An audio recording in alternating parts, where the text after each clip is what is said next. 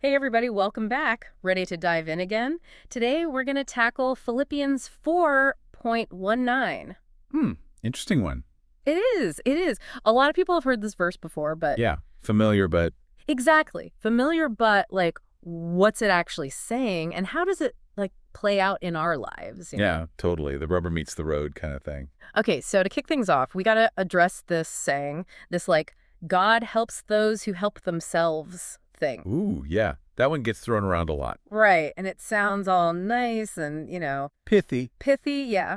But here's the kicker. It's not even in the Bible. Nope, not going to find it there. And our source points this out right away. They're like, hold up, the verse is actually saying the opposite. It's about God helping those who can't help themselves. Now, that's a game changer right there. Totally. It flips the whole script, doesn't it? It does. It does. See, that saying that help yourself bit, it kind of taps into this very human thing, right? Yeah. We like to feel in control. Oh, absolutely. Like, I got this. Exactly. And you can trace this back, Yeah. way back. You see it with the ancient philosophers, even pops up with Benjamin Franklin, this whole self-reliance thing, deeply ingrained. So it's like we're almost wired for it in a way. In a way, yeah. But when you talk about biblical faith, well, that's a whole different ballgame because it starts by acknowledging, hey, I can't actually do this all on my own. Admitting defeat. Not defeat, but recognizing our limitations. Right. And it's in that space where we say, okay, I need help.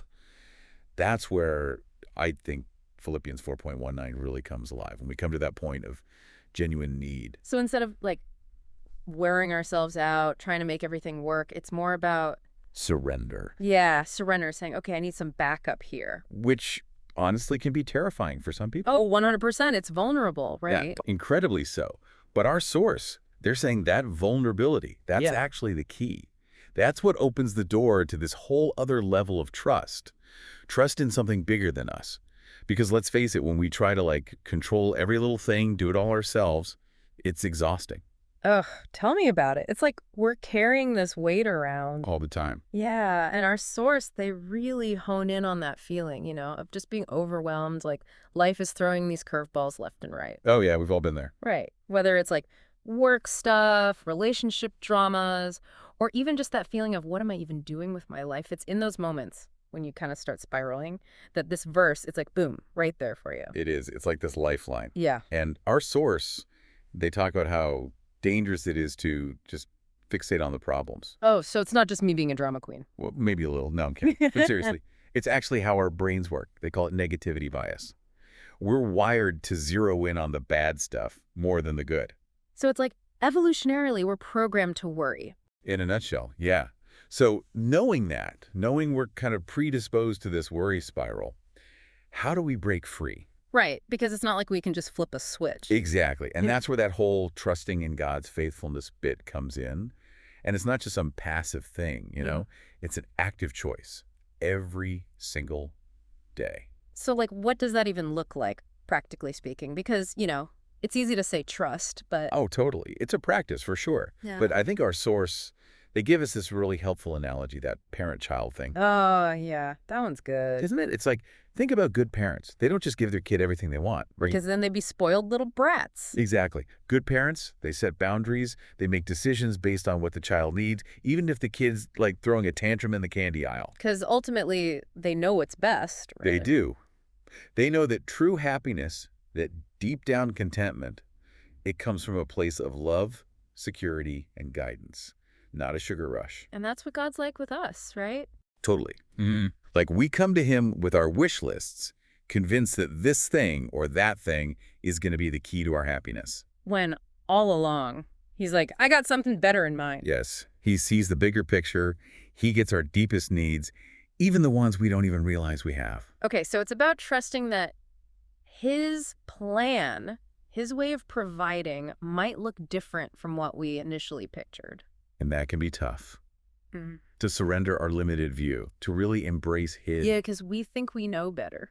We do. We're like, God, if you just listen to me. Chuckles. Yeah, let me give you some pointers.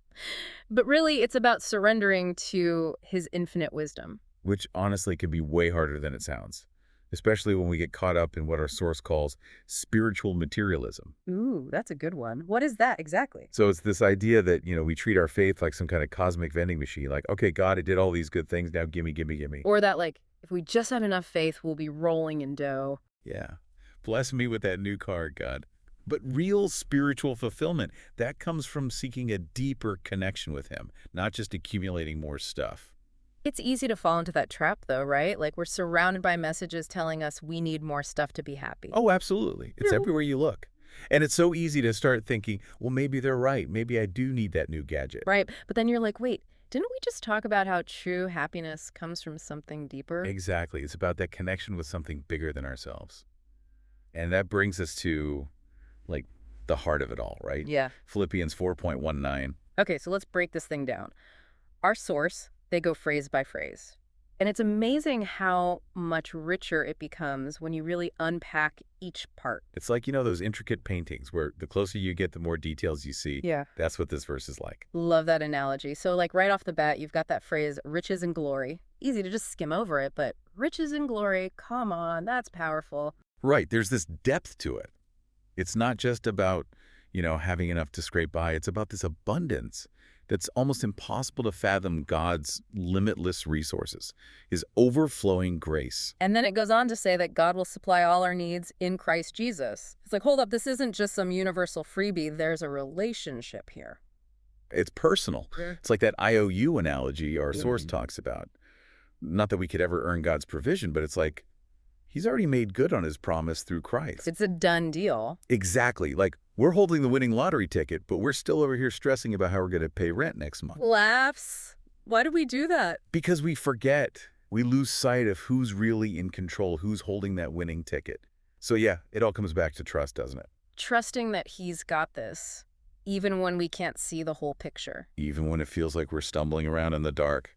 Okay, so to wrap it all up, God promises to meet our needs, not just the stuff we think we want, but the deep down, genuine needs of our hearts.